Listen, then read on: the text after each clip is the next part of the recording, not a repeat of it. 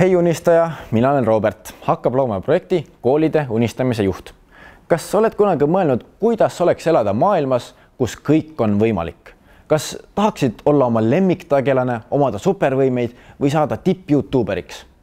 Võib-olla unistad sellest, et elaksid päiksepaleises Ameerikas või saaksid oma ala spetsialistiks. Aga kuidas oleks, kui need unistused viiksid meid kõiki veelgi kaugemale? Mis siis, kui me kõik Eestis unistaksime ühiselt millestki, mis võiks meid edasi viia? Unistused ei ole lihtsalt mõtted, mis pähe tulevad. Need on nagu kaardid, mis viivad meid sinna, kuhu tahame jõuda.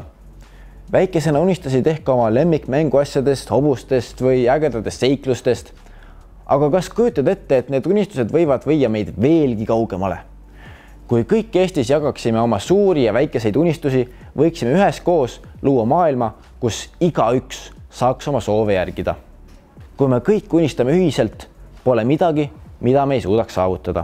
Kas oled valmis oma unistused kirja panema ja jagama neid kogu Eestiga? Üheskoos saame mõelda, milline võiks Eesti olla aastal 2050 ja teha kõvasti tööd, et muuta see ka reaalsuseks. Tule osale Hakkab looma üle-eestilisel koolide unistamispäeval 30. aprillil, kus saad oma unistusi jagada. Pole tähtis, kas unistus on saada suvekooli kuulsuseks või muuta maailm paremaks. Kõik unistused on olulised. Üheskoos loome tuleviku, kus igaüks saab oma soove ellu viia. Ära karda unistada suurelt. Tule ja aita luua Eesti, kus kõik saavad oma unistusi täita. Hakkab looma või mis?